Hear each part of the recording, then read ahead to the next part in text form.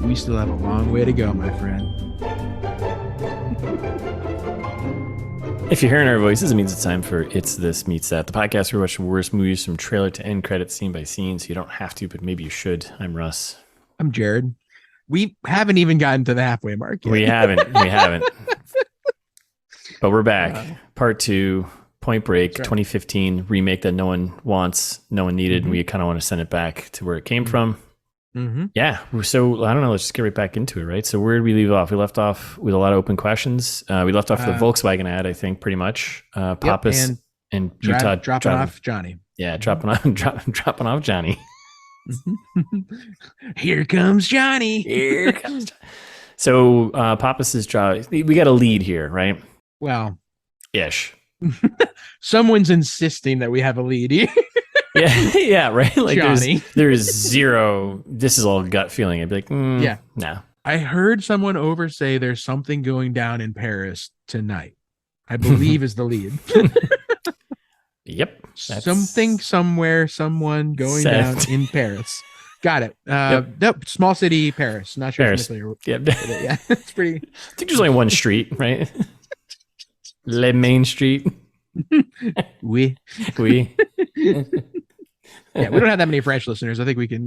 We haven't done enough French stuff on this podcast. We should do more French jokes. We should definitely do more French jokes. We need more accordion. Cut in some accordion here, like a little bit. Yeah. I was thinking like, oh yeah, one of those. Yeah, the hand ones. Okay. Romantic accordion.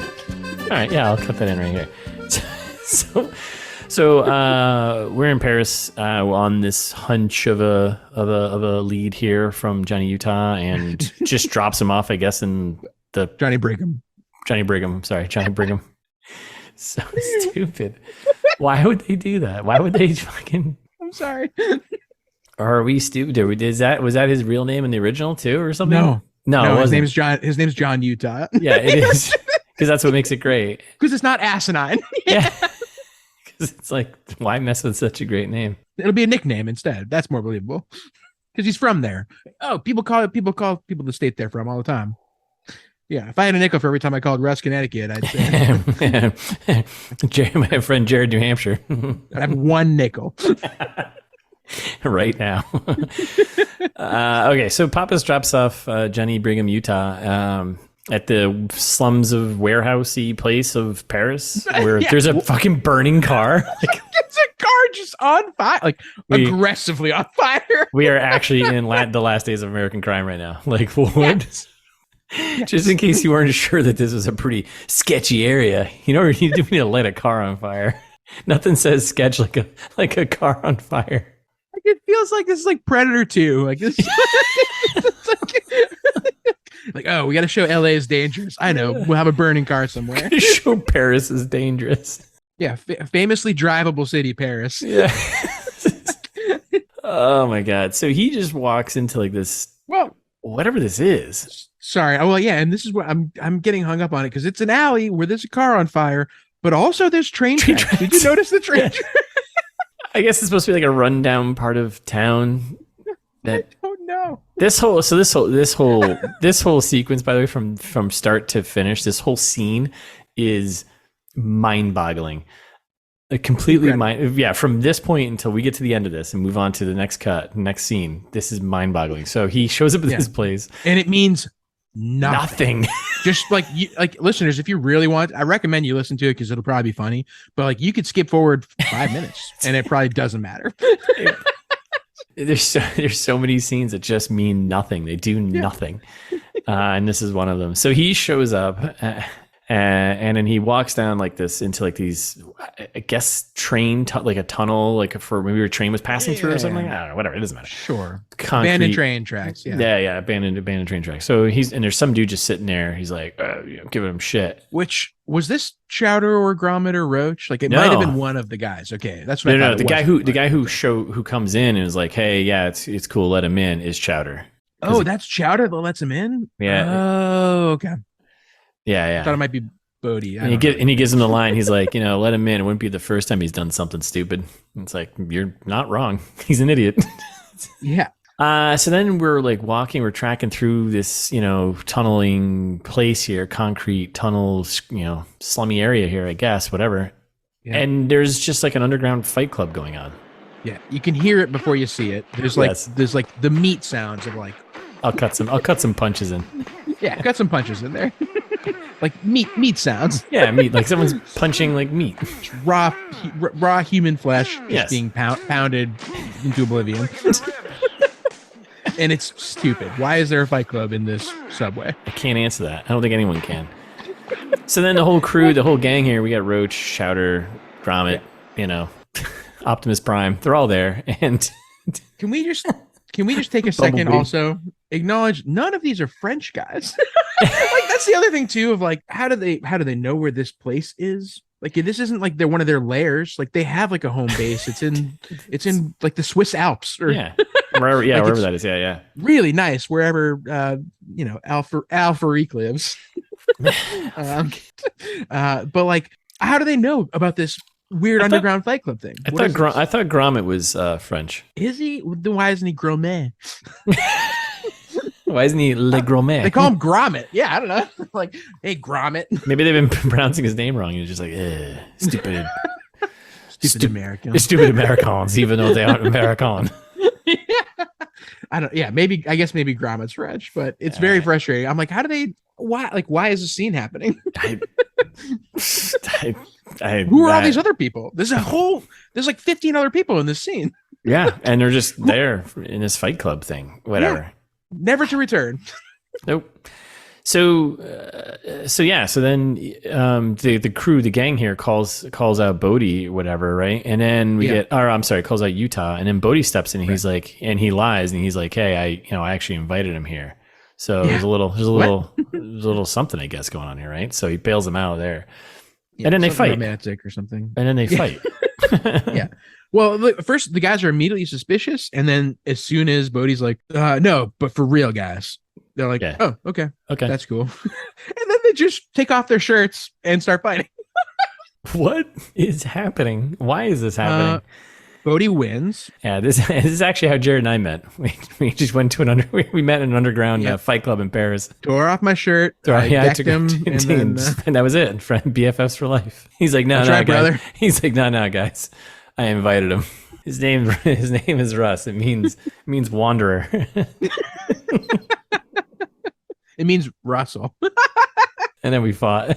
Oh, so stupid. Yeah. Listeners, how lucky are you to get a little extra ITMT backstory tonight?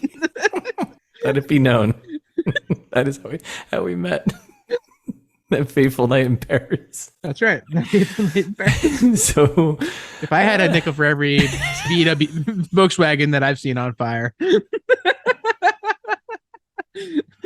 I'd have 6 nickels. Way more than the other nickels I mentioned earlier.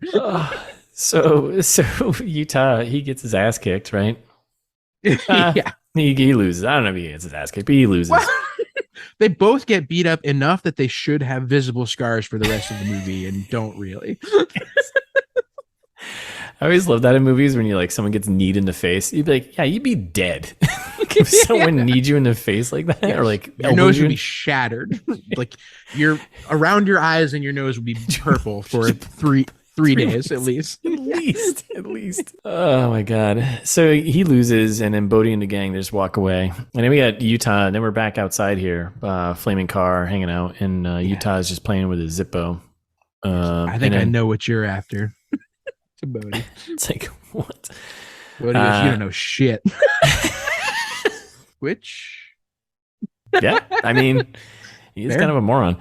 Yeah. So they have a chat, a little smoke together. I hate the smoke scene too. This whole this whole conversation, I forgot about this too. And he's like, oh yeah, so you live off the grid to Bodhi? And Bodhi's like, no, we live on it. On our terms. On our terms. What? And can we talk about the cigarette for a second too? Yes. So he offers it to Johnny. Bodhi is like smoking a cigarette, like it seems like a regular cigarette. Hands it to Johnny. Yeah. Johnny takes a rip, which you're like, why are all these extreme polyathletes smoking? Smoking. That's a fantastic point, actually.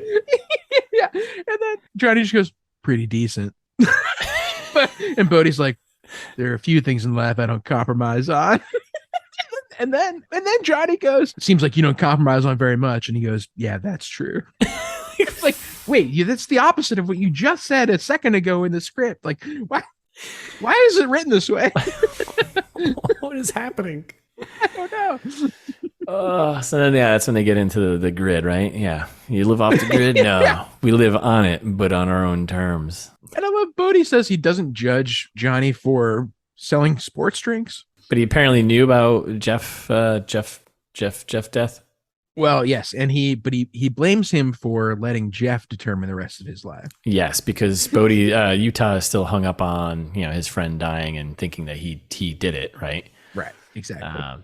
Which he kind of. He hasn't sold sports drinks in years. That's why he joined the FBI. Needed a paycheck. Yeah. So then we get more life philosophy from Bodhi. Yeah, talking about choosing your own path. Don't let Jeff do that for you. This is a theme that comes back later on. Several times. Yeah. So, yeah. And then we get the invite, though. He gets the invite into the next challenge, right? Earth, Wind, and Fire. Or we're doing Life of Wind if you want it. Yeah. And then we get a quick cut to Pappas just on the phone, I think talking to the home base guys there and being like, yeah, he'll be back on a plane tomorrow. This kid sucks. Yeah. And then he's like, wait a second. just kidding. He gets a text from Johnny Utah. He's like, I'm in. Like, what? Utah found something. He hasn't. He hasn't found anything. He's got nothing. He's nothing. The most incompetent FBI agent of all time. All right, so then we're in the. Is this the Alps? Oh yeah, because this is the right. We're in the Alps, aren't we? It's supposed to. I think we're in the Alps. Yeah. Yeah, because this is when they do the flying squirrel suit thing, right? Yeah, just hiking with the bros, I think, right? There's a brief interim scene where like between Utah and Roach, and they don't get along. Like it's more obvious that they don't like each other. Yeah, and like we leave at first light. They also say this 4 times in the next 15 minutes. Oh my God. First light. Just fucking do it already. Like, when's the last time I ever sold you first light? I'd be like, no, like 5 a.m. Yeah. Like, I'll give you a time because I'm not a jackass. Yeah. Like, cool. First light. What time is that? Just tell me. We all have watches. Yeah. We're not cavemen, goddammit. Just give me fucking time. So frustrating. So they're doing a little hiking in the Alps, and then they got a little bro chat about the next challenge, right? Talking about how long the hike is. I love how long's the hike depends on how fast you are. That's not an answer to like how long the hike is. People usually asking like how many miles are we doing? There should be an answer to that. Not that doesn't depend on how fast I am. If you tell me the mileage, then I can tell you how fast I'll do it. Yes. An asshole. Awful. So then is this when we get the point? I don't want to jump too far, but is this the point where we actually get the name of the movie, where they say the name of the movie in it? Yeah, might as well skip to that anyway. Yeah. The rest of it's just like stupid climbing scenes. Yeah. So they're hiking around, bros, and then that's where we get that. We still have a long way to go, my friend. Yeah, and then they're hanging out at a little fireside, station here, or whatever, right? And then they're talking about if you're not careful with the hiking and what you're doing, you'll hit your point. And Johnny Utah is like, "What point?" And then Roach or one of them is like, the point where you break. It's so frustrating. and defeats the whole movie, like the whole concept of the movie. Yeah. It's a surfing movie about the break point of waves. The whole point, literally the title, the whole point of the movie, destroyed in one breath. Why are they just taking stuff and just they're trying to put a clever spin on it? And it's like, stop. It's like Johnny Brigham. Stop. They're trying to make the movie worse, right? Yeah. Yeah, but Point Break is not great film. It's great, like it's not like good cinema. It's a fine action movie. Yeah. Why make it worse? I don't get it. So the point where you break, that's where fear becomes master and you're its slave. Yeah.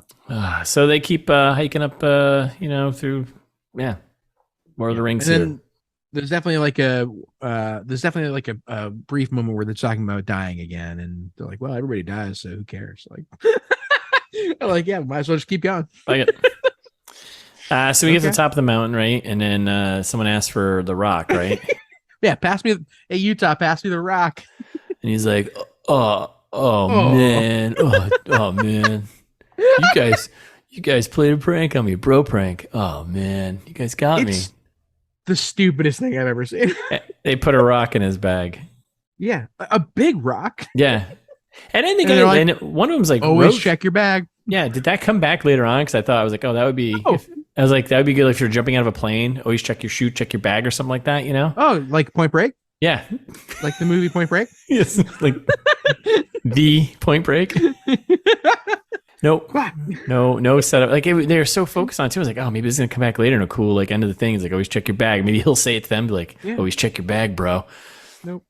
I think what they were trying to write here was like the bond. I think they were trying to be like, yes. Oh no, now they're good friends. Like they're friends that they can pull pranks on each other. But like it doesn't come off that way. No. And they don't come off as friends. So no.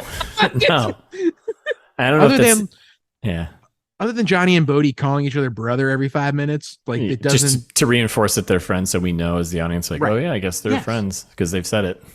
Very heavy-handed.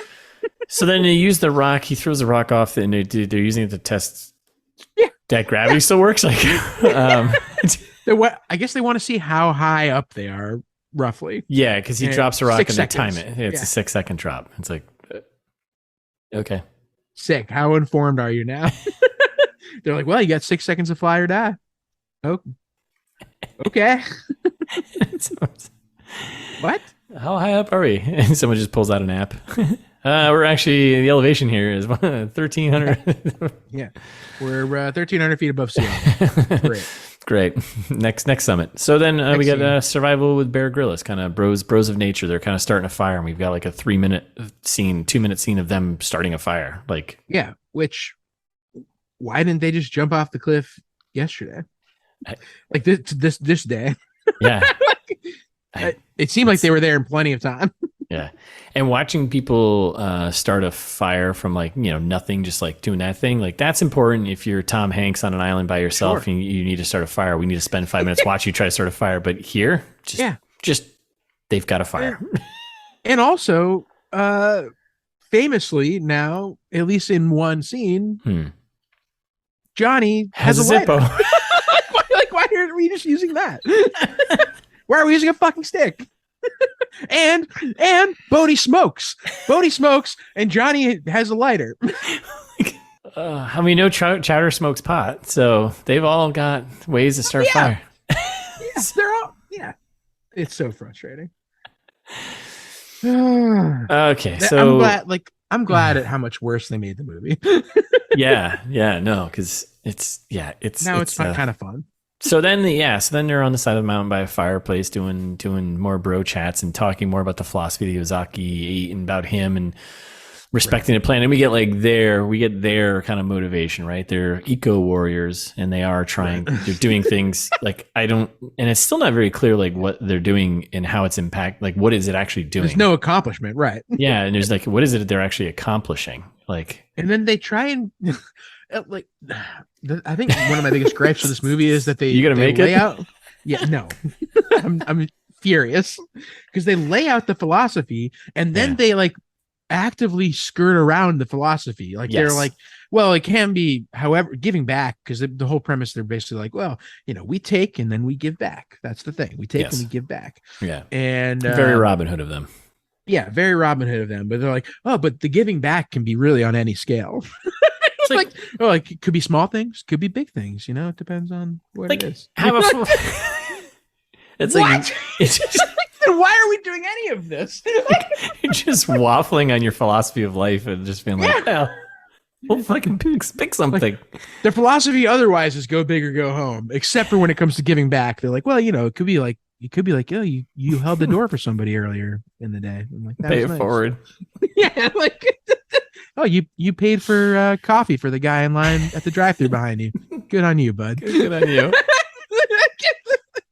Yeah, giving back takes many forms, but the taking.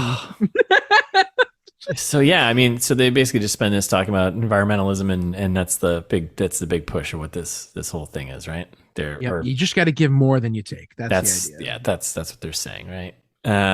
Well, and also they're not here to find nirvana. They're here to save the earth by becoming one with it, is a direct quote from the movie. Which, what does that mean? How does that save the earth? That doesn't seem like it accomplishes anything. You're just saying you're going to kill yourself in a natural disaster or something like that at some point. Yep. That's what they're all saying. Yep. How does that help anything? Maybe because they're getting rid of themselves so they can't take from the earth anymore. I don't know. Is that giving it too much credit? I don't know. Yes, it's definitely not saying that.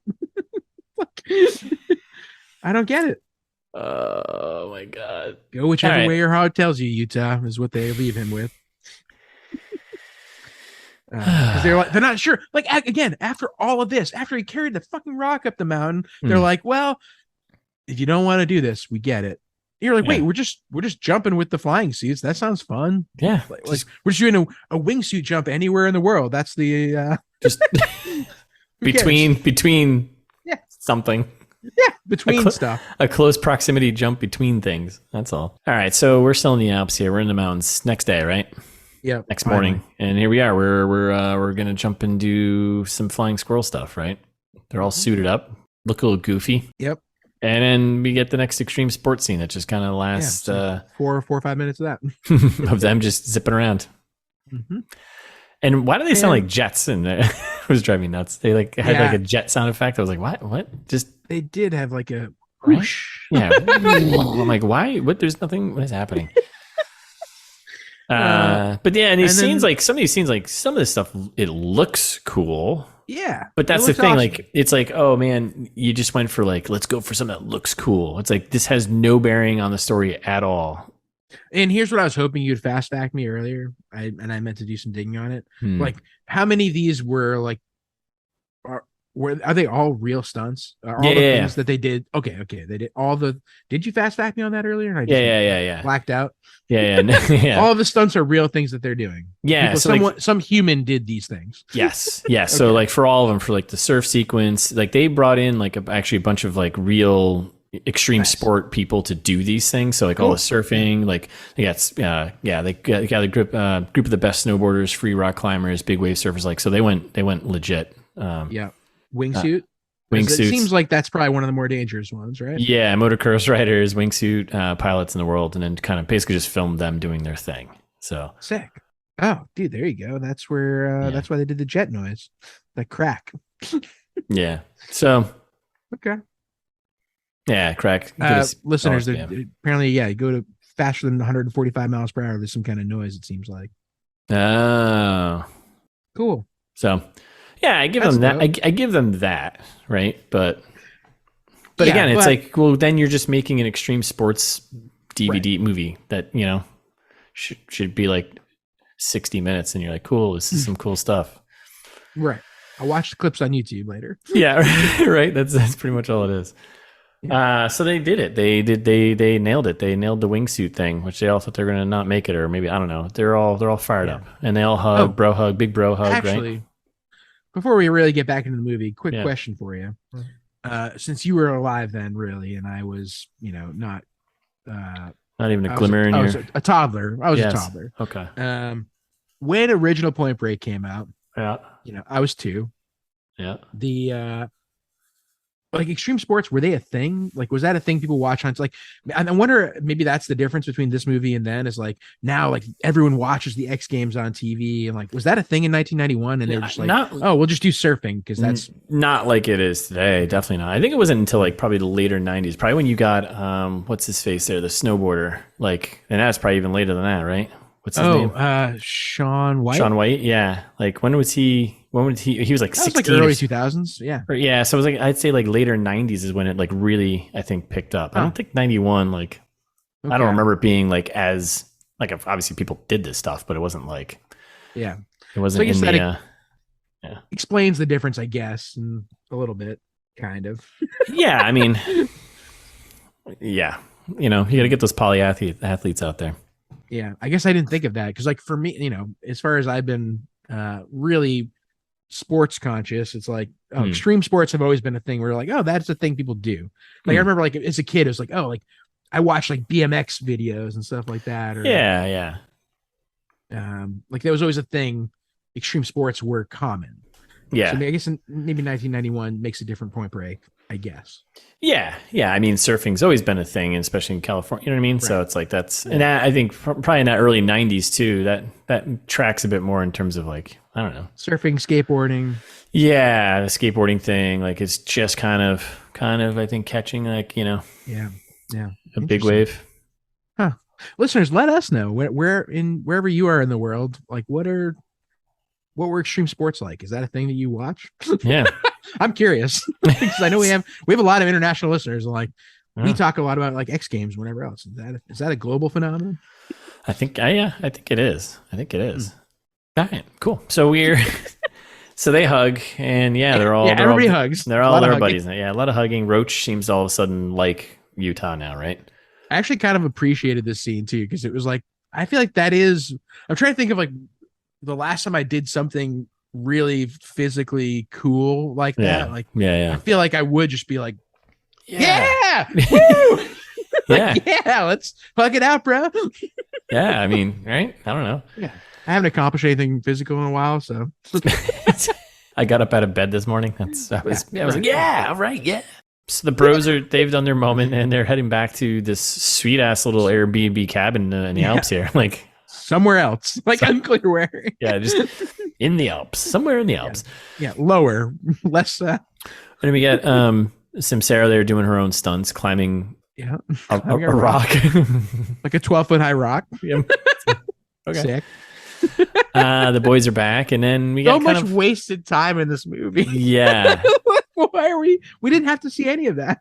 Well, I mean, I get what they were her climbing the rock, whatever. Yeah, because it didn't pay off at all. I mean, I guess to show that, maybe it was to show that, oh no, you showed that earlier when she jumped in the water, like she's got like kind of like extreme thing, because it comes back later on, I guess, a bit. And then they're like, watching them make dinner together and throw water around, like that whole montage, like cut that. Yeah, well, I mean, I get it why it was here though, because it was just to show he's part of the group now, and they're having a very family-esque moment. Everyone's got their part to serve to make food together, which is that's a thing. I think he cut to dinner and leave it at that. Like dinner's fine. Like I get that vibe now. I'm like, oh okay. Yeah, that's a nice quick scene. Yeah, you don't need the extra minute of them like getting water and joking and laughing and ha ha ha and like ha ha ha. They hold hands. I was like, oh no, they're gonna start praying right now. I know, that's what I thought too. I was like, no, don't do that. But it's got kind of like a hippie communal vibe thing here, They just like hold hands and then they're like, all right, and now God's neat, let's eat. No, it'd be nature's neat, let's eat. Yeah. So then we get Samsara and Utah hanging out. The night sky moving real quick here. They're getting close. Yeah. And then I'm thinking in the back of my mind, how many days does he have to get evidence? Like, how long is it? Like, he has a job, right? He doesn't Papa's call him out. He says he went missing for like 12 days, right? Yeah. It's like, dude, 2 weeks basically. What? So long. Yeah. What's happening?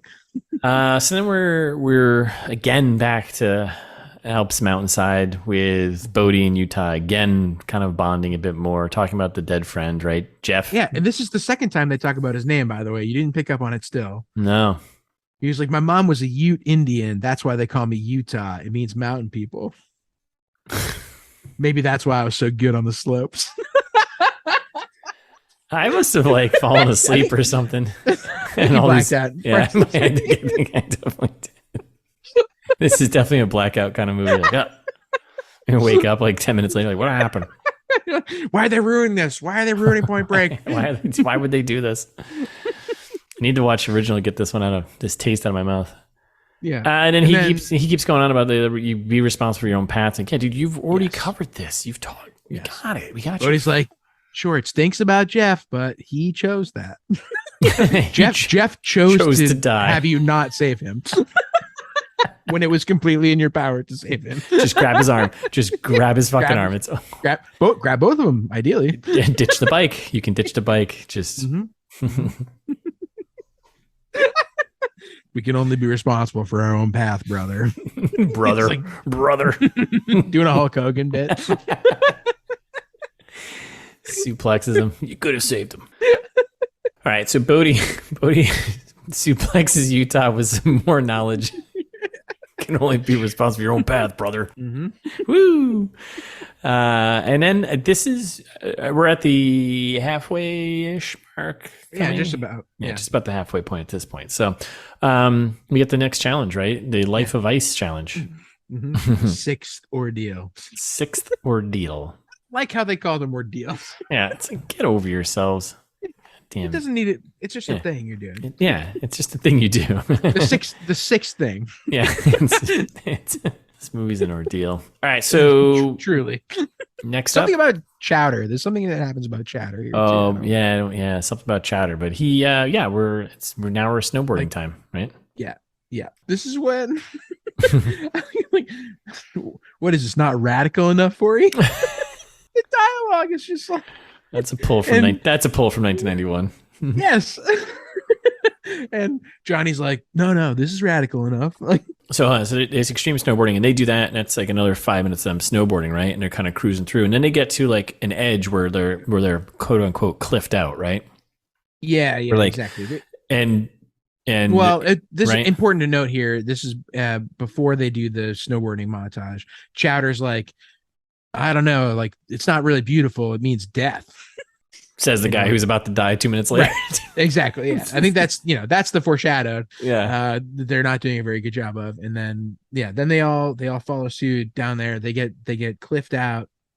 Yeah. Also, at this point, I'm thinking, why aren't they doing crimes? Like if this were real Point Break, they'd be robbing banks and shit constantly. Right. We're like, literally just there's no crimes. They did 2 crimes at the beginning. And they they attempt to do one later on, but that's it. The rest of the movie is just so lame. Like it's supposed to be a movie about crimes. Right. Like there's a reason why the FBI is like the main. Right.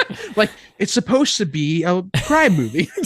Right. It's supposed to be a heist movie is what it's supposed to be. Yes. And it's not. And it's making me furious. I was also thinking, does Johnny Utah kill anyone in this? I don't believe so. I don't remember if he does in the original either. They all just kind of die on I don't their think own? he doesn't in the original. He definitely doesn't. Oh no, Johnny does. Johnny kills Samsara later. Spoilers. In this, sorry, right. Yeah. Okay. But otherwise, I don't think he kills anyone. And in the original, I don't believe he kills anyone. I might watch it. I mean, inadvertently kills Bodhi, but but he does that in this one too. So yeah. All right, so sorry, spoilers for the listeners. Yeah, we'll get there. So they get cliffed out here, and Utah is just he's a crazy person. He's like, nah, man, we could do this, and he just screw that, I'm going for it, right? And he keeps going, just jumps off the edge of this cliff here, right? Yeah, and then we get Roach, Chowder, and Bodhi and Gromit, the whole gang, right? Is it all 3? No, one of them didn't go. Gromit's in the chopper, I think. Yeah, that's right. There's Roach and Chowder and Bodhi, yeah, and they're chatting, and Bodhi's just like, yeah, we have to do this, and then Roach is like, yeah, but we're kind of deviating from our plan, blah blah blah. And he's talking about something, but they don't end up doing anything though. That's Chowder says we won't be able to finish what we started if we die on this mountain. That's what. Okay, yeah, right before he dies. Just to reinforce that foreshadowed, that he foreshadowed. Yep. So then they're like, fuck it, we're all going. So they all go, and it's just again cool snowboarding scene, and then I'm thinking about the death already. Yeah, that's pretty funny. And then Chowder just, I guess, missed a turn at fucking Albuquerque and just careens off the path. Like goes like, ah! I wish they'd dropped like a little Wilhelm scream in there. Off the mountain. Yeah, that would have been amazing. Yowza, wee! And he's gone. These deaths are more funny than they are like actually impactful. Yeah. It's just like, oh my god. This is also when I learned the character's name was Chowder. Because that's how much they matter in this movie. Chowder. There he goes. Wicked Chowder, pisser. Wicked Chowder kid. There he goes. Ooh, lit Chowder. So then the other 3 get together and then Utah's like all upset. He thinks it's his fault because it is. Yeah, it's again, dude. Everyone that's died in this movie is because of you. We were just gonna get in the helicopter and call it a day. And you're like, yeah, screw that. I'm gonna screw that. It's definitely your fault. Well, You know what? They shouldn't have let him choose their path. Well, that's what Bodhi said. Yeah. Explicitly. He says it right after. Explicitly. He says it right after. Well, Chowder chose his path as soon as he started following you. Okay. Yeah. Well. So, but Utah's like just upset. And I think it's just maybe the acting is just not very good, but it just seems so forced and not genuine. And he's just like, that was my line, blah, blah. And Bodhi's like, nah, he gone. He chose his path. So, yeah. Like the way that Keanu Reeves portrays loss on screen is magical. Yes. Mm-hmm. This guy can't do it. Can't do it. So then we're in the helicopter, right? Because the chopper finally comes and picks them up, and Bodhi's like consoling Johnny. He's like, "Yeah, man, it's not your fault still, because everything lasts too long in this movie." Yeah. And then we're back home, right? They're back at like this sweet ass cabin, or like this. Is it like a hotel or something? I don't. It's Al Fareed's thing. It's Al Fareed's like hideout or something like that, whatever, right? Yeah. Well, he doesn't need he's not a criminal. No, but that's what they call it later on. It's like it's some hideaway or hideout or something like that, I think. But anyways, they just they burn some logs for chowder. Yeah. Well, it's wicked funny because there's like a kind of a pomp and circumstance around burning of the logs for chowder, and then and Bodhi's like, "We'll see you soon, brother." And see you soon, brother. Suplex. Suplexes the logs. But then 1 second later, they're having a party around the death fire. I mean, at the end of the day, like if I were to go, obviously off the edge of a cliff of a mountain like that, like Chowder did. I mean, I would want everyone to have a party, celebrate my life, right? But yeah, it's just the transition to it is just so jarring that it's just like, what? I guess we're just partying now, right? Yeah. Then it's party time. Like what the fuck? But yeah, when you die, buddy, I will. If I'm still alive, then I will light a bunch of logs on fire and throw a party around them in your honor. Yes, that's what I want. All I want. I'll tuck away some money for my logs? for logs. Here's $10. Here's 20. Here's a 20 for logs. I meant to leave 50, but I needed 30. Sorry, that's gonna be my note to you. $20. Might be. Oh my god. So and again, this is more like out of place audio, like the people in the background chatter just feels like two people went into a room and just like yeah and just like they paste it over. And not even the background chatter, the real dialogue in this scene at the beginning is wicked funny too. So Johnny's going around, everyone's recognizing Johnny at the party. Yes. Which again, wasn't this the same crowd that was on the boat? Like they should recognize him from that other time. Instead, it seems like they're recognizing him from YouTube. Yeah. And then is there some guy like he runs into like an old friend of his or something? Or yes. I was like, and he goes, "Where have you been?" He goes, "I've been on Mars, man. Been on Mars." What? Why? What does that mean? Oh my god! What is this movie like? Now I might be a little mixed up in what happens next here, but so when he comes in, he does that little line, and then some guy or a kid walks by with like his phone like up in the air with like a YouTube video of the first heist, the diamond heist, and he's like, "Those are my boys," and doesn't Johnny Utah follow them? And then he gets pulled aside by but it was like such a weird sequence because like the person's literally just holding their phone up or like showing this to him like, "Those are my boys," and it's like what yes that's how you're gonna transition to this thing. And then why would he go at You're right, I didn't call it up, but that did happen. Oh my god. So then Al Freak here pulls him aside, right? Yeah, and he's like, "I like you, Johnny. I want you on the team. Like, I'm like, I can make your daredevil dreams come true, or I'll watch you die trying." He's like, "Wait, what?" Stolen line from Dark Knight. You either become the hero or you die trying. Yeah, and meanwhile, Steve Aoki's here. Actual Steve Aoki. Yeah. From real life. He's the DJ at this party. Because I saw that on the IMDb when I looked it up right before I watched it. I was like, "Wait, God. Steve Aoki gets credits?" And I was like, "What?" As what? Oh no, he's DJ. just the DJ. And What is happening? I like, and why would they did nothing with this Al-Farid character other than just make him, he seemed just like an asshole who's super rich and just doing things. But like, is he part of this philosophy? Is he not like a criminal mastermind? No, like nothing. Make that more interesting. Like you have a character here who's like, he's actively not part of the philosophy, and they do make that clear at some point. oh, like they do. Actually, they do. Like I get a minute from here. I think yeah. like Gromit like talks to him and he's just like, yeah, we don't believe what he says, but he has the money. Exactly. Yeah, I think he's French. I think he's French.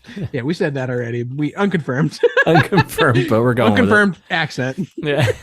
Yeah, he has he's definitely Hispanic, but seems like he has a French accent. Spanish via the way of France. Via France, that's right. Little pit stop. So, but this whole sequence is so weird too. Like the way it was shot and like intercut. It's just all over the place. It's like, what is going on? And then, Freak drops the Batman line, and then it's just still party time. And like, where do these people come from? What is happening? And then we get Gromit. I think it's Gromit. Yeah, because Chowder's dead. And it's Gromit giving this speech about Al there and how he's just got a shit ton of money and he doesn't own them, right? Like he sponsors them. I couldn't tell if that was Roach or Gromit, but it doesn't matter. Yeah, it's Gromit. And then Steve Aoki throws a cake in Al's face for some reason. Yeah, because he's like, give me the cake. Like, what is happening? What is this scene? What is this doing? Cut that. Cut all of this scene. Don't need it. Get rid of it.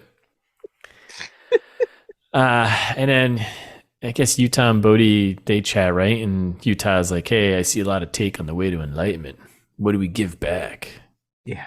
And he's like, are you good?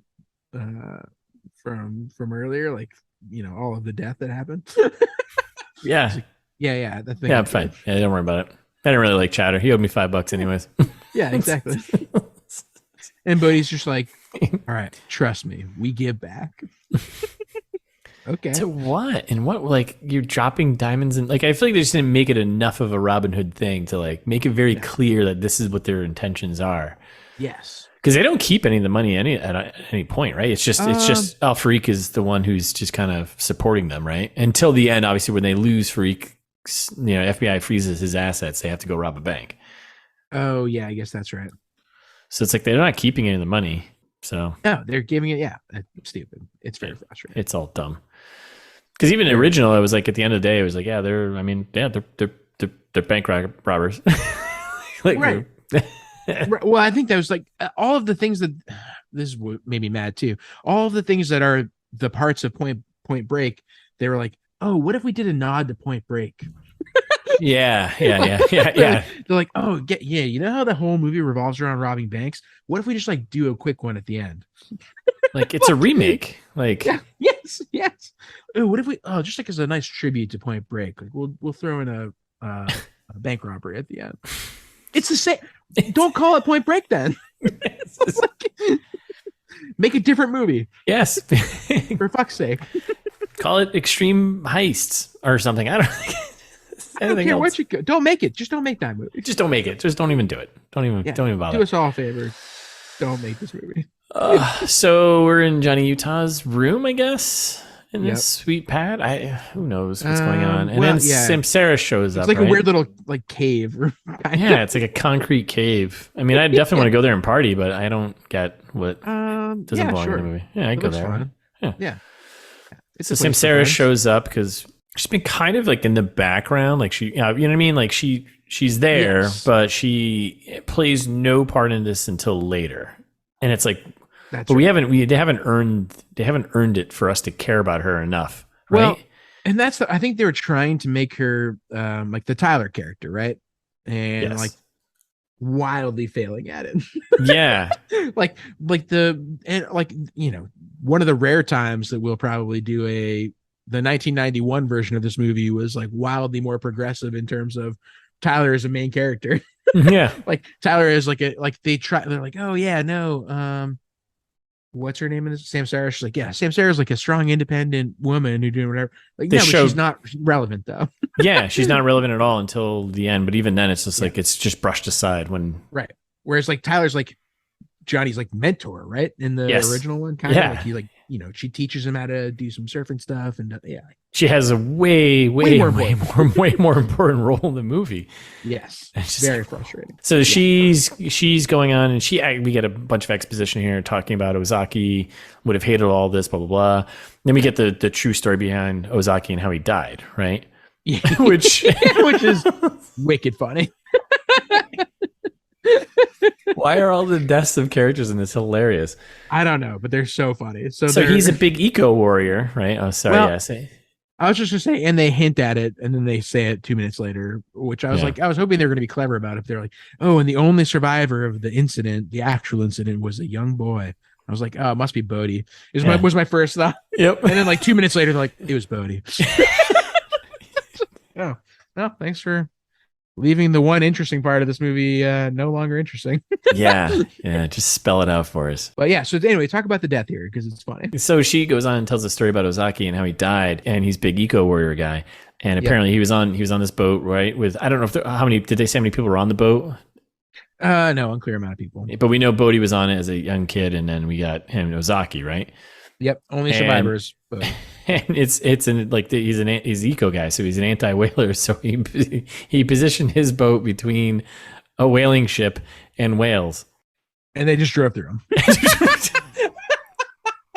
Like, what would you expect?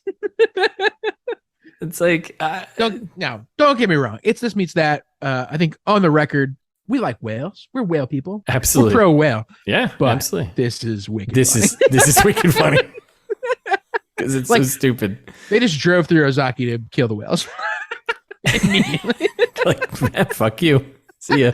Like, and then the way they like wrap up that point of that, they were like, he's talking about how Ozaki had ideas, and Johnny's big point is like, well, ideas are powerful. Like, what if we don't have ideas, what else do we have?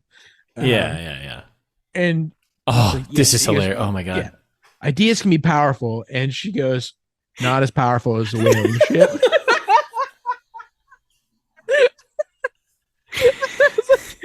This is amazing. Great script writing. Is this a fucking comedy? What's going on? Yes. This is the funniest movie I've ever seen. Oh my god. I don't know. Also, like, dying for a cause is sometimes can be impactful, but sticking around to like continue to fight for it is more important, I think. Usually, yeah. Usually that's true. I agree. I mean, there's sometimes you can die and make a very profound statement, but you're not going to do that anymore. Just stick around and keep fighting. This ain't one. Yeah. This ain't one. This ain't one. And then Johnny's like, God, was it Bodhi that was the kid? It was, wasn't it? She's like, yeah. and then after this stupid fucking exposition moment is over, it's sexy time. Right. And that's right. They start making out. Awkward sex scene because it's PG-13, so they have to dim it immediately. It's like, oh, fade to black. Yeah. Oh, I know what they were doing. Suplex time. Coming at you, brother. Ideas can be powerful, brother. So can suplexes. Coming at you like a whaling boat, brother. Woo! So we get a little sexy time just to do a terrible job at like making her important to him just because they had sex. Well, yeah, because that way he can kill her later and it's more impactful, I guess. Yeah. Like they only made this sex scene so that he can kill her later and it's more interesting. Yes, that's it. Because she's served no purpose in the entire movie because they don't know how to do with the characters. Okay, so next morning, right? Well, is it the next morning or it seems like it's the next night? Like Johnny gets up and it's 9:30 and then he goes to Pappas and it's nighttime. No, yeah, you're right. So I meant to keep writing down like the time. Usually I write it's very confusing. I usually write like day, night is like, because like sometimes you catch these things, but like, yeah, you're right. It's both. I don't like he wakes up at 9:30 and he seems like, oh, it's so late is like what you were thinking. But then you're like, wait, is it 9:30 at night, which is very late? And what, like, when did they have sex and when did he sleep? Like, I don't know. Time over there does right, and that's how the world is completely different, right? So maybe that's right. That's right. I think I think the sun sets and rises differently over there. Yeah, European listeners, let us know, how does time work on your end? How's it over there? How is it over there? Minutes, hours, seconds? Y'all do that? Is there some metrics? What do we do? A metric system? What do we got? That's right. Actually, a European second is like 2.2 American seconds. So. And he meets up with Papas, hey, Papas, Papas fritas. Papas fritas, huh? and Papas he's pissed. Papas is pissed. He's like, I'm gonna suplex you, brother. It's been 12 days since you've checked in. Like, here's a picture of you having sex.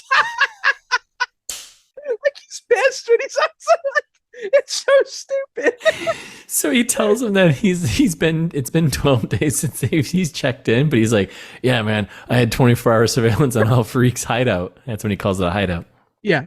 Got some sexy footage of what you've been up to. Here's a picture of you boning. I was a screenshot of the movie seen before. I was like, he's literally just been watching you have sex. Oh, those FBI dollars are going to... Yeah, in France. Those FBI dollars in France. And Papas is like, yeah, this is it. We're done here. And then Utah just gives apparently a very convincing argument. I just need more time. And apparently saying it was enough. Yeah, it was enough. Also, here's my new hypothesis. Gary Busey was offered the role, read the script, and was like, no. Like, I think, Gary, I don't know, maybe I'm giving Gary Busey too much credit, but I think Gary Busey's smart enough to turn down this movie. Yeah, I think he's like, so. I don't want to be involved in this. Take my name off of this. He'd be like, extreme what? Extreme polyathlete. Is that how many lovers are you allowed to have? We cut right back to the concrete hideout, which time we try to call this stuff out. At the end of the day, you can sometimes skip over some of the time stuff, but when it's like when you actually call it out in the movie and it still just is completely mind-boggling. So he returns back to this little hideout place, and the gang is just like pissed, and Roach is like, "Dude, where have you been? It's been a day," and it's like been a whole day. Like, what are you, my fucking mother, Roach? Get out of here. Also, but like, where did he go? Like, why did it take so long to get? Where's he been for a day? I guess he had to get, and like, how did no one know he was taken off? Like, he just. I mean, they have the minutia of every other stupid thing in this movie. Why not explain how the travel went? Like, I don't know, like, right? I don't know. You got a 2-hour runtime already. 13 minutes was take 2 minutes of the credits out, put in the travel time. Okay. It doesn't matter because like they were like, it doesn't matter. It's Bodhi's like, it doesn't matter, right? Or he's like, it's time to give back to nature. Time to give back, right? So they're on a mountain, and this is the scene from the trailer. The scene where they were hanging over the cliff, looking down on a mine, right? Yeah. It was like they're gonna give the gold back to the earth. I don't. Yeah, and this is they're gonna liberate the gold, and it's just they're not making it easy for anyone to get access to. Like they're covering it in landslide. Yeah. Yeah. Am I misreading this? No. Okay. They're not helping anyone, right? Their plan is literally to blow the side of a mountain and rock slide and fill the mine in.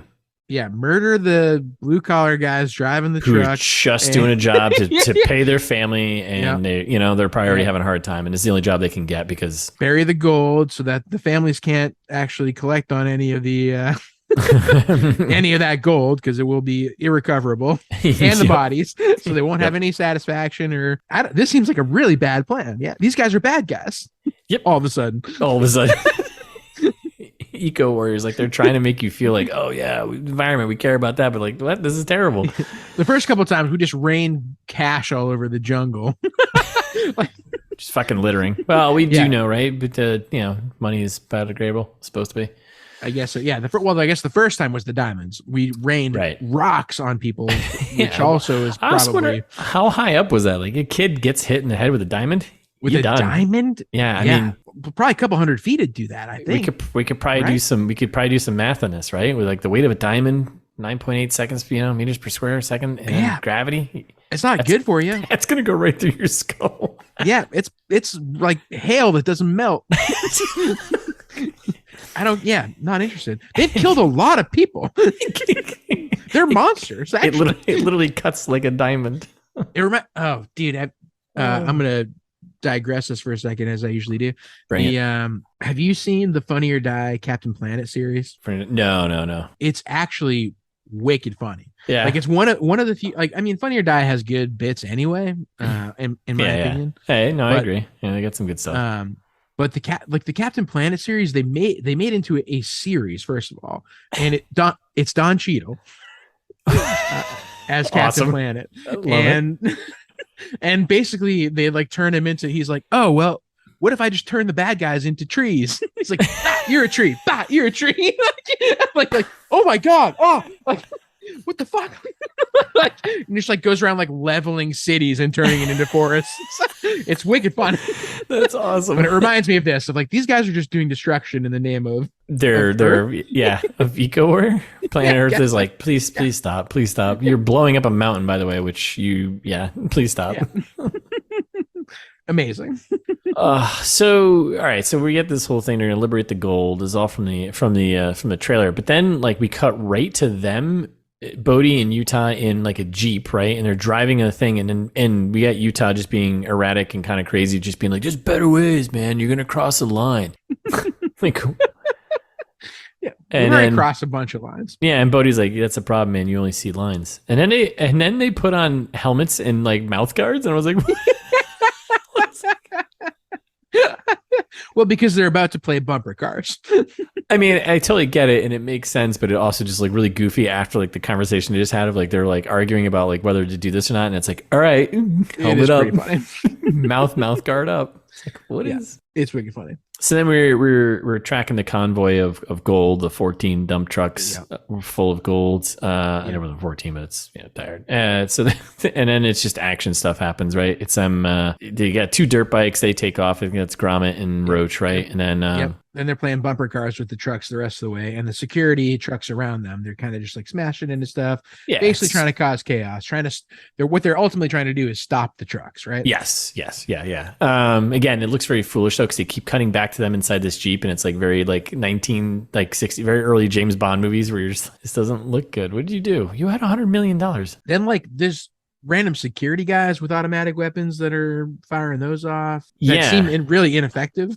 Yeah, and they're just like shooting at the truck, whatever, and then we get a crash, boom, and then we get that Jeep from the trailer flies off the cliff, whatever. So they're just now murdering people who are just trying to do their jobs. So then we get it's like they stop it, right? Don't they like crash? Like the convoy stopped, right? There's a big gunfight that ensues. A bunch more people die that are innocent, and then Johnny's still in the truck that flipped, and he takes off the helmet that he's definitely going to need.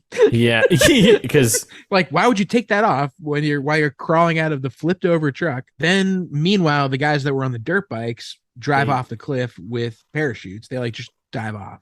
Cool scene. So they're gone. So we just got Bodhi and Utah, and then a bunch of the drivers and like security guys left on the road. And Utah's trying to save some of them. He's like trying to get them out of like, because he knows the mountain's gonna blow, so he's trying to get them out. Get out of the trucks. Get out of the trucks, whatever. And it's like, it's not gonna matter, dude. I think come sliding down, they're all fucked. Then it gets even stupider. So Utah just picks up a gun. Yep. Points it at Bodhi, and we get the old Bodhi, freeze, FBI. Yeah, which what? I'm an FBI agent. And I was like, what a weird time to decide to do this, right? Like, it's so stupid. It doesn't make any sense. Like, why? And he goes, I can't let you do it, brother. Suplex. He suplexes his own gun. As soon as you say brother, you have to suplex whatever's within range. Of course. Yes, that's right. Suplexes the drivers.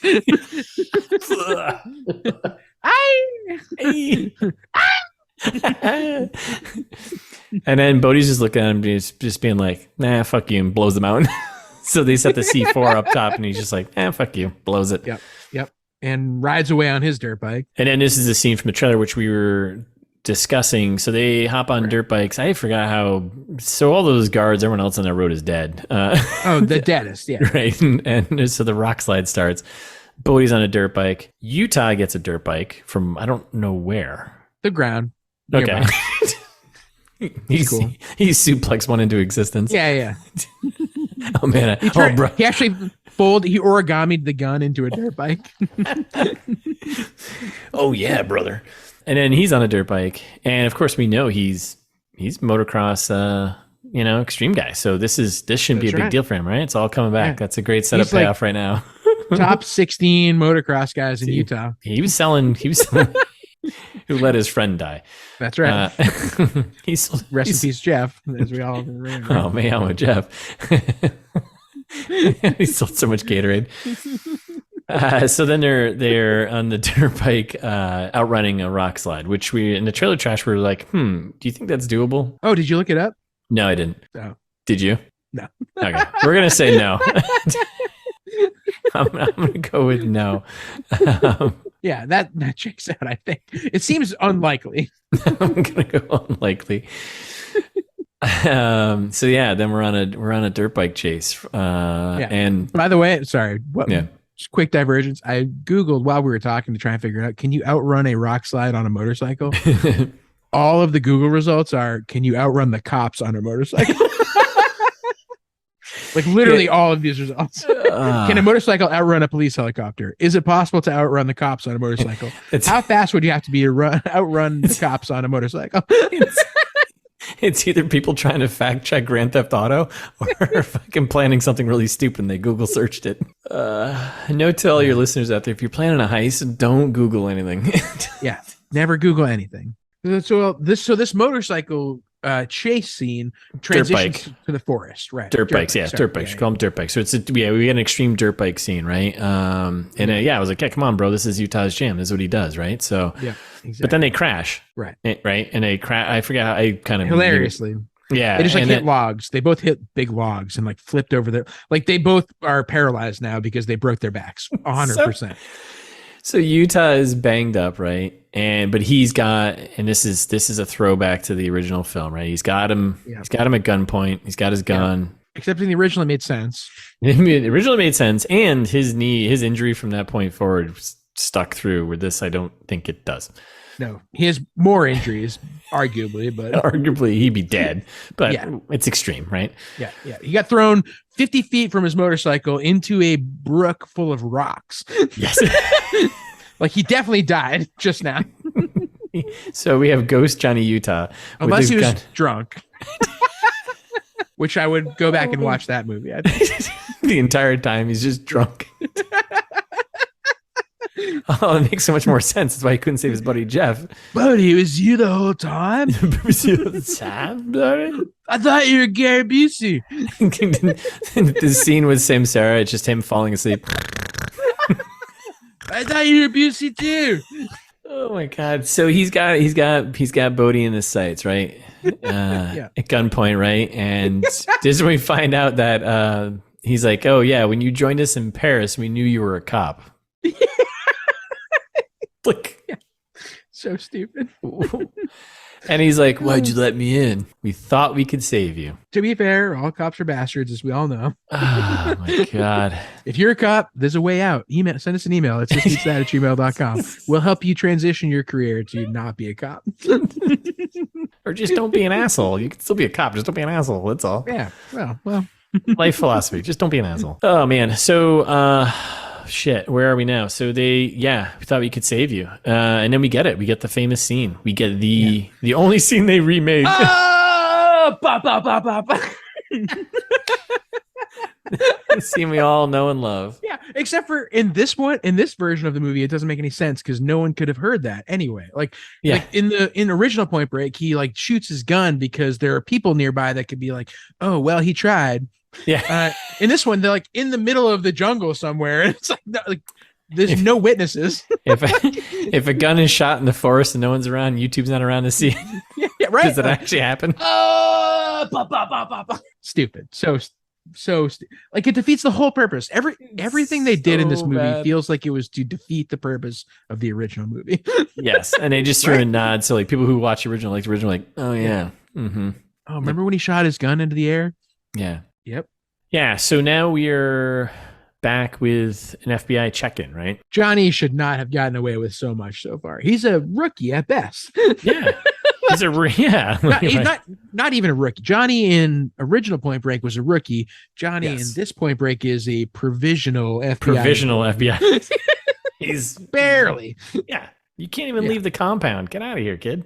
Pathetic. So he's now re-explaining what Bodhi and the gang are all about, but to Inspector Hall and Pappas, right? This is like where they're in that little FBI off-site kind of headquarters there. And importantly here, he lies that the guy got away. They do the same bit that they did in original Point Break, where he's like, oh, that's why I like shot into the wilderness. Like, except for, again, there were no witnesses, so it didn't matter, as opposed to original Point Break, where like it made sense. It would have made sense.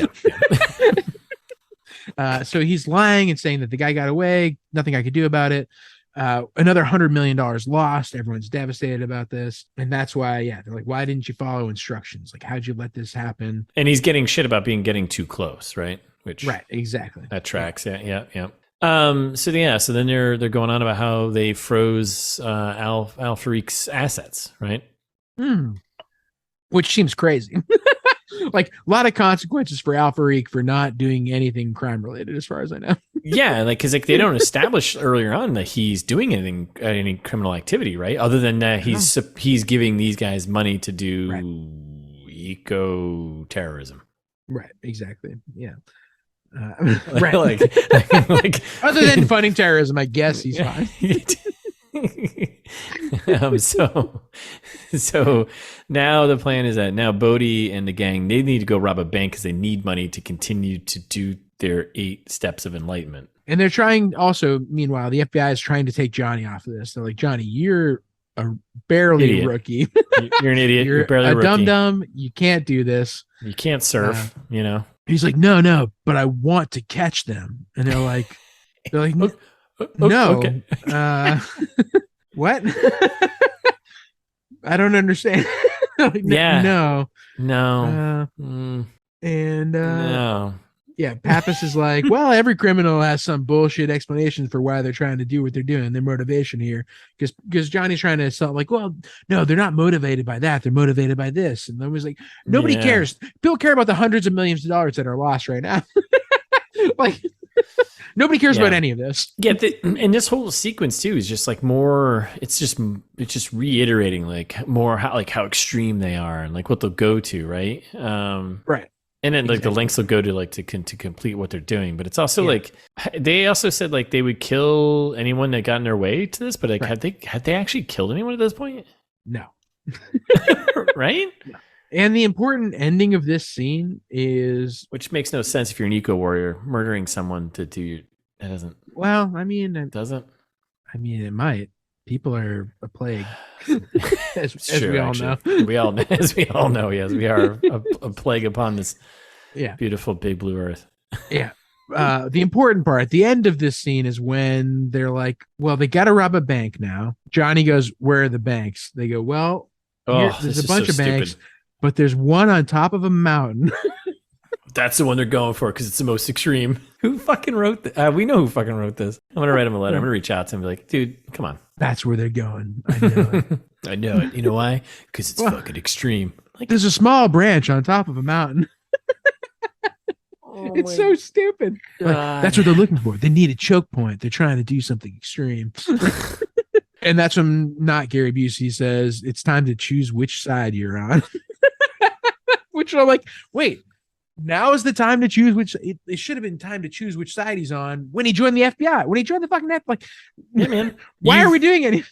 Yeah, like going undercover is a thing you do. I don't like. It's very frustrating. You just haven't earned this. They haven't earned this moment to like. That feels like he's having this big hard conflict between. Yes. All you've done is you've slept with the woman who's friends with him. That's all you've done, and then maybe gone. She hasn't even done any of the crimes. And and you've done like a little fucking squirrel suit flying thing. Right. Nope. You're cool. Nope. Everything's cool. You're good. Snowboarding. Yeah. Nothing's been earned. None of this has been earned. Whereas in original Point Break, at least most of it made sense. Like the movie logically progressed, I think. Yeah. Yes. This one doesn't have that. So then when Pappas is, decides that you need to decide on who you're supporting here, he unofficially gives him a gun. Which you're like, wait a second. Here, kid, here's some crayons. Go draw on the wall. Like what? Yeah. here's a crayon, but that murders people. With murders people, yeah. Just don't point at anyone. You know how to use one of these? I've used a gun before, not a gun like this. Yeah. Thankfully, from the montage, we know that he can use a gun from earlier. Yeah, the opening training, right? Because his sharpshooting skills will come in handy later. Well, and he very clearly couldn't use a gun a couple of scenes ago. So yeah, right. Just hard to say. Why not just shoot him in the leg? Yeah, a lot of options. Because we know you are a sharpshooter because you shoot at a fucking motorcycle tire like two scenes from now. Yes. Everything's happening very unofficially, and then we're in Italy, I think, right? Yep. Cars driving through tiny streets. We got a great VW ad, another one. And it's so funny because like when you watch the scene, it's like, oh, car commercial. I was like, this is an ad. Why not Fiat? Right? Yeah. Because we're in Italy. I don't know. So they, it was like such a car ad. Like I'm harping on it, I'm lingering on it because it stood out so much as like a car ad. I was like waiting for Ray Winstone to like look at the camera and wink and be like, and it drives like a dream. It's like, what is going on? Shots of the car doing things back to him. I was like, what the fuck? All right. So then we pull up to this bank. Yep. At the top of the mountain. On top of the mountain. Because, yep. Johnny calls out to the guys, hey, stop. Basically, right? Like it's pretty much. And then it's a gunfight. It's all from the trailer, actually. And it's not even extended. Like the scenes you see in the trailer are pretty much all you get here. Yeah. Yeah. So we get gunfight. Roach gets clipped. Yeah. Well, see what I did there? So we get Roach clipped. Hey, drug jokes. Blah, blah, blah, blah.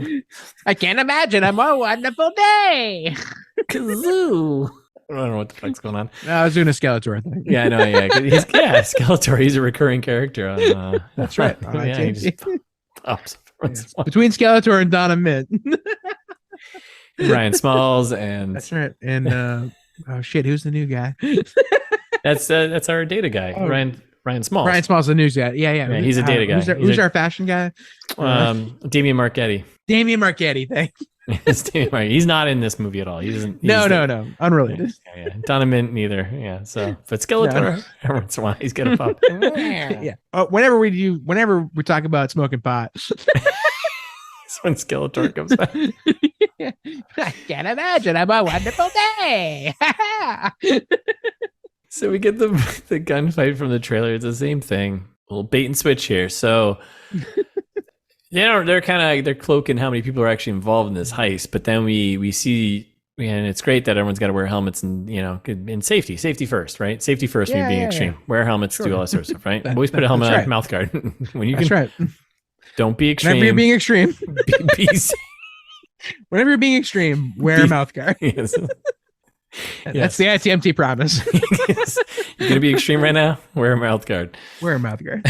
So we see... wear a dental dam. Don't wear a mouth guard. Whenever you're trying to get extreme, wear dental dam. Wear dental dam. Jesus Christ. I never thought that phrase, that word would come up on our... All right, let's focus. So we fuck us. Fuck us. We need to fuck us. so stupid, but fucking hilarious. Yes, I need you to fuck us. So what we think, little bait and switch here. So Bodhi zips off. Bodhi zips off. Yeah. Someone on a motorcycle zips off, right? And then we got Johnny Utah, who's like, you know what? I can run a fucking 1 minute mile. I'm gonna go. I was a track star because I'm a polyathlete. So obviously I can run. Extreme polyathlete. Extreme polyathlete. Fucking hate that phrase. Is that a real? Do people really use? No. Do they? Actually, it's a website that we were looking at earlier. And we were looking at is the Obanaki 12 or 8 real? Osaki 8 real. Osaki, thank you. Osaki 8 real. It's like what is a poly extreme athlete? It wasn't real until now. The same website. And it's an extreme athlete who excels in more than one extreme sports. polyathlete someone who's got the chops to attempt the Ozaki 8? It's the same website.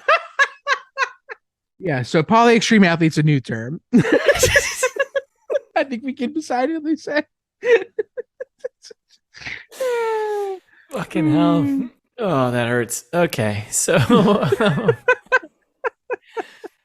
we got it's the first result that shows up, by the way. When you Google polyathlete, whatever. The point of the moral of this story is we are right to make fun of this. It is a concept born of this movie. Yes. So if anyone ever says they're a polyathlete, you can laugh in their face. I'm a poly extreme athlete. Yeah.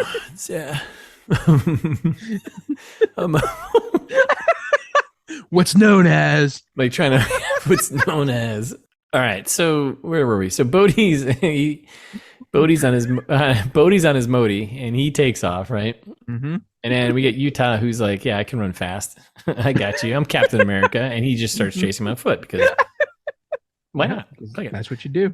And then they do a little chase scene, and because we know Utah Brigham he's got a good aim. That's right. He gets a nice tire shot in a rear tire. Yeah, it's a less than a foot wide rubber tire from 30 feet away. Yep, nails it. However, whoever's on this motorcycle, presumably Bodhi, we don't know, escapes on foot because they're also not as stupid as getting thrown from their handlebars 50 feet in the forest. So they're good. They're just running away now. Yes. So we get a foot chase, right? And then we get to a gondola because that's right. And then this person is in the gondola.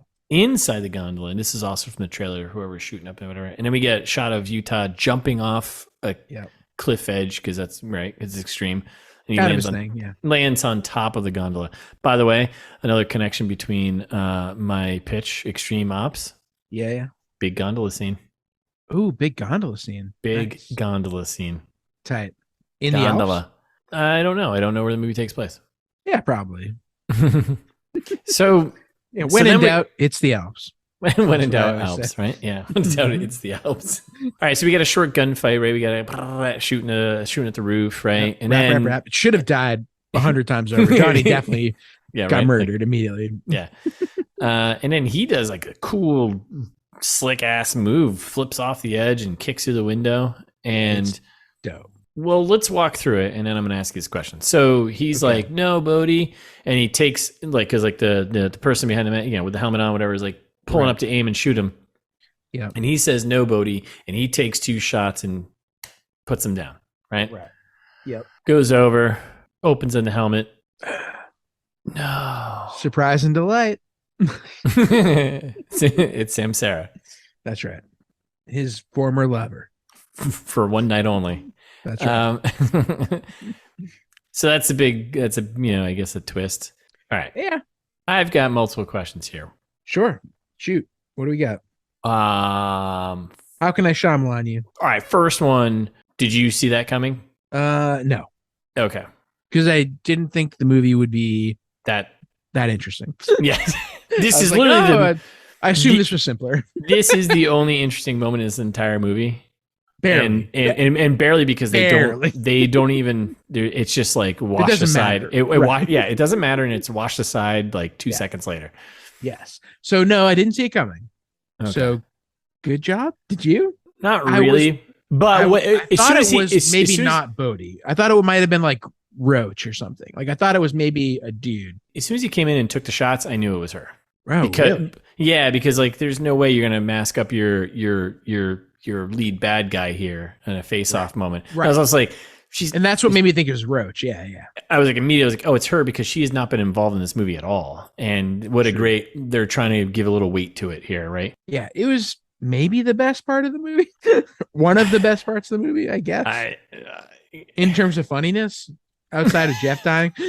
I mean, poor Jeff. Like I was like, oh no, it was actually his lover. So he pulls the helmet off, whatever, and just has like a holding the old cliche holding her in his lap. Right. as she kind of drives. crying, I guess. I don't know. Oh yeah, he was definitely crying. Was he crying? But Yeah, okay. I think he her a couple of days before that, so he was. Yes. I think he was crying. Okay, that's a bit aggressive, but okay. Yeah, yes. Well, they made love. I think it was they made eco warrior yeah, that's right. love. Fix that post. Fix that post. They made eco warrior love. That's right. Yeah, bleep it out. Just bleep it out. Yeah.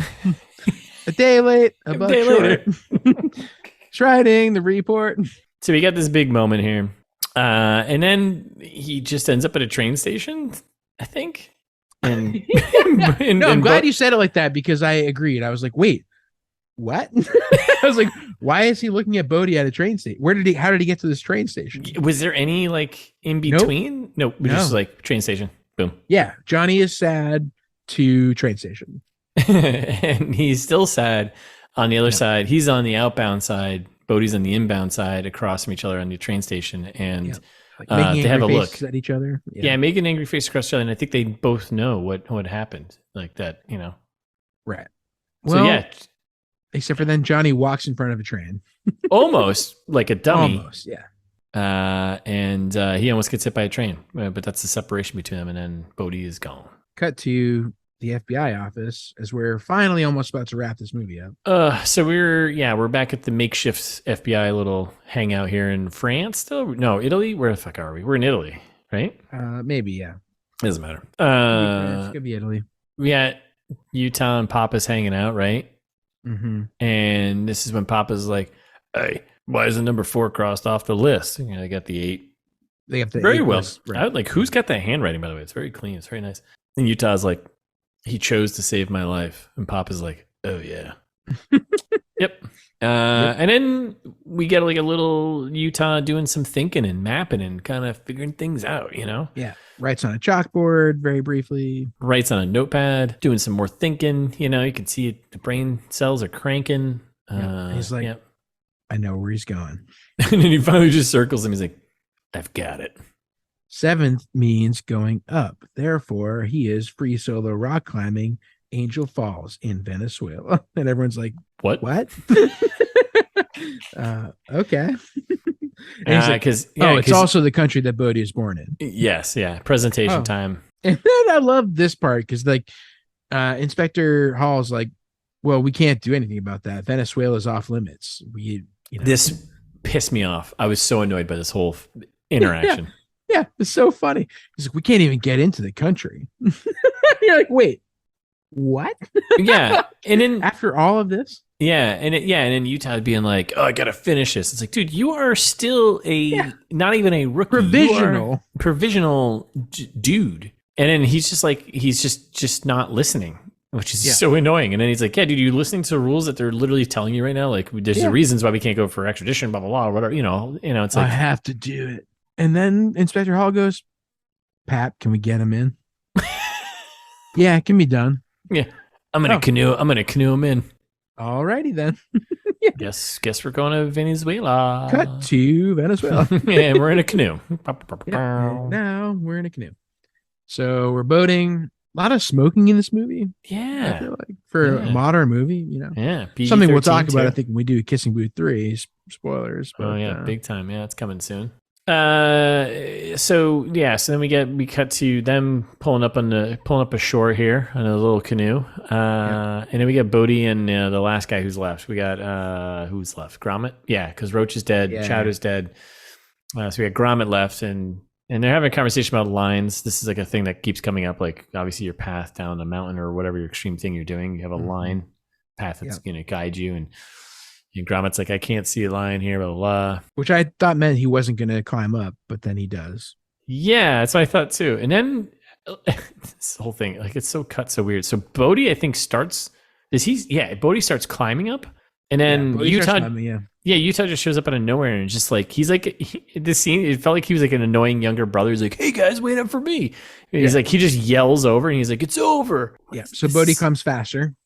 Very, This is a free climb, by the way. This is a free climb. So there's you ain't got nothing, right? Yep. And Gromit's climbing too. So like they're climbing in a line of 3 guys, right? This is a very long climb, by the way. And nothing makes sense, right? So they're like halfway up this massive cliff. And it's like, I think in real time, like only 5 minutes has passed, and like in daytime, like no time has passed, so it's just still the same time. Yeah, that seems right. And like halfway up this mountain, I'm like, what? None of this is making any sense. They're very quickly up there, and it's just okay. Yeah, there's no tension built. Is I guess what I'm getting to. There's no. It's just happening. And then we get Gromit, who's he's stuck. He can't get a grip. He can't get a grip in the moon. He just gives up. It's pretty funny. Like I was like, oh, expendable guy dies now, I'm assuming. Yeah. He tries to grip it twice, tries to grip it 3 times, and he's like, see you soon, bud. And then just jumps off the cliff. Yeah, just let's go. Yeah. He gone. Wild. Yeah, that's 3 deaths via height. Also, like he shouldn't necessarily have died if in a minute both Bodhi and Utah Johnny don't die. Right. Yeah. That seems just follow the same path. What are the odds here? Yeah. Yeah. Anyway. Right. Yeah, I don't know. So right now, death count, we're up to 4 deaths. We've got 3 by height, 3 by gravity. Gravity kills. Right. Oh, gravity kills. Yeah. That's a fun one. It's a good band name. Yeah. Because it is a band, right? Is it? Yeah. Gravity kills? Yeah, they're not good. Okay, not familiar. And then we got 1 by bullets. 2 by bullets. I'm sorry. We have 2 bullets. We have a bunch by bullets. Yeah, because there's a lot of cops that died too. Oh, right. And then we got death all the by other people. There's a lot of people that have died. Yeah, we have death truck by drivers, rock slide. Yeah. But a lot of people have died. The only ones that matter though are the ones by height. That's right. It's extreme. May Elmo Jeff. All right, so they're halfway up. We lost Gromit. He gone. They make it to the top. Well, yeah, but before I think before they get to the top, like Utah is just yelling the stupidest lines. Like when he's climbing like halfway up, doesn't he yell the stupidest thing? He's like, "You have nowhere to go." And it's like you were on the side of him. Neither one of you have anywhere to go. Yeah. Oh, all the dialogue's atrocious. It's either up or down, and down is going to be not fun, right? Right. And then it's very, very, very slow, boring, extreme mountain climb. Very Mission Impossible 2, but they did it better somehow. And then they reach the top. And it's you have any idea how many laws you've broken, how many people you've killed, and you've accomplished nothing? He's not wrong. he's literally crying. They've literally accomplished nothing. Definitely not wrong. And then the guy's like, but it's well, see ya. And jumps. It's Johnny jumps after them, and they both survive seemingly. Well, Johnny survives initially. Yeah. And Pappas is like, there's no body. That guy's definitely dead. Yeah. Forget about it. Classic. And here's your FBI badge. I had a fast track. You earned kid. it. Yeah. You killed 8 guys. You get your badge now. So, 17 months later. Yeah. In the Pacific Ocean. It's so dumb. I hate how this movie ends. So there's a helicopter over some giant storm waves, right? Crazy storm, by the way, which that helicopter like, we're not flying into this. Like the helicopter would be like, no. God, no. Yeah. If I were the helicopter driver, absolutely not. It's not happening. We're not doing this. Yeah. And Johnny's there and he finds Bodhi on the boat. Bodhi's on his boat. Bodhi boat. Johnny isn't blonde anymore, apparently. His hair turned brown in the last 17 months. That's right. First of all. And he lowers himself down from the helicopter on the back of the boat. Yep. In the middle of this crazy fucking storm. Yep. Super easy. Yep. Everyone's done it a million times. Johnny's like, Bodhi, you're going to die if you go surfing that wave. Don't you know? And he's like, well, yeah, but it's beautiful, isn't it? It's beautiful, isn't it? It's beautiful, isn't it? How beautiful is it? It's beautiful, isn't it? It's beautiful, isn't it? He says it like 8 times. It's frustrating. It's like they had no other dialogue between them because like there was no relationship built between them. So it's like, well, I guess we're just gonna like in original Point Break, they like kind of built a friendship at least. Yeah. Right? Yes, that is the whole point. Like that is the core of the conflict, right? And it's just like this movie just ditched it. They ditched it for fucking cool snowboarding scenes. And then they end it with, "This is my path. Let me complete it," is what Bodhi says. And he goes, "See you soon, Utah." Brother, suplexes the fucking wave. Suplexes the helicopter. Suplexes the boat. Suplexes Bodhi. Suplexes the wave. Those swells are 100 feet or more, bro. And then Johnny climbs the rope to the top of the helicopter, and Bodhi goes surfing. And that's like, pilot's like, "Where to now, Johnny?" What? But even the scene to like him getting to like to surf.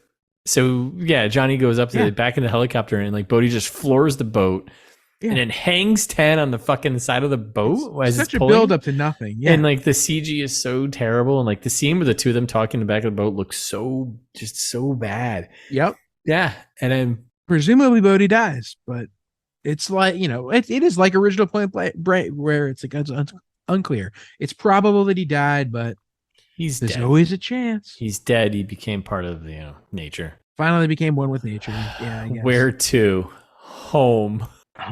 What a waste of FBI resources. Why would you do this? Like having this helicopter guy flat, like all of these are risky decisions. Yes. For one guy, like so frustrating. Yeah. Shit. And then I hate this even more compared to listeners, if you haven't seen original Point Break, what happens? It's basically the same end scene. Bodhi goes out into the surf and they're down in like Australia or something like that, I think, right? And exactly. And Johnny Utah tracked him down. He's on the beach with him and basically says the same thing. Like, yeah, man, I need this wave. And he's like, all right, yeah, we did have a bond, and I'm gonna let you just go with God, and so he goes. He had respect for what he was trying to do. Yeah. But also, and then that's the end of the movie. So like they do that, and then he walks away, and so totally lost in this movie.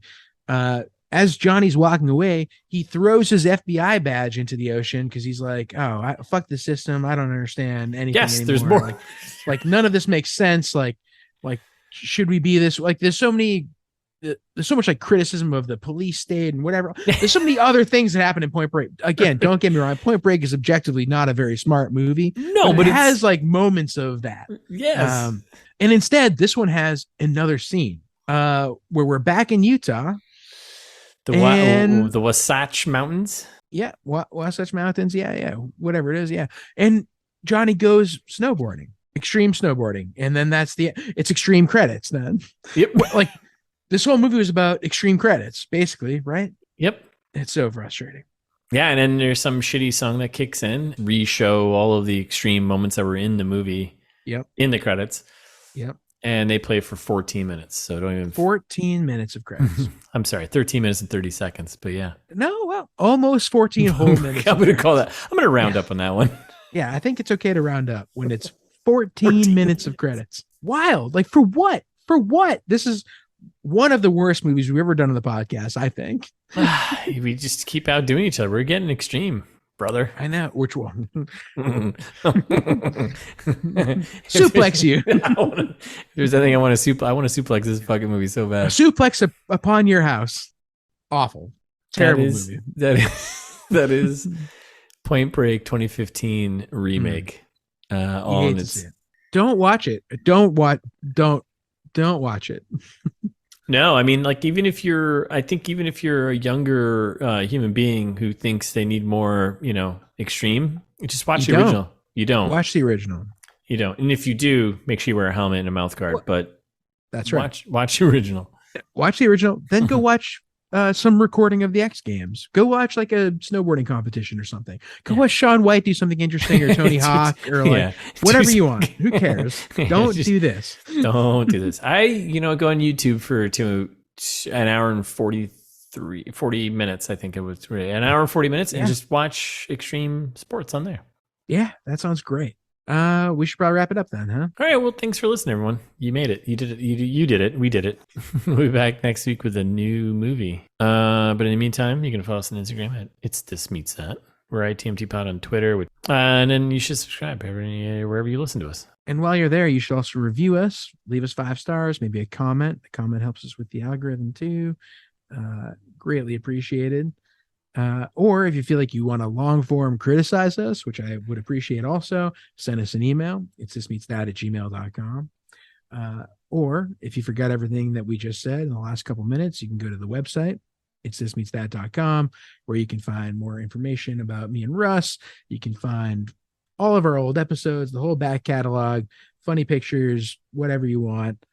Yeah, you should do that. And you should go check out Russ's other podcast. Hell yeah.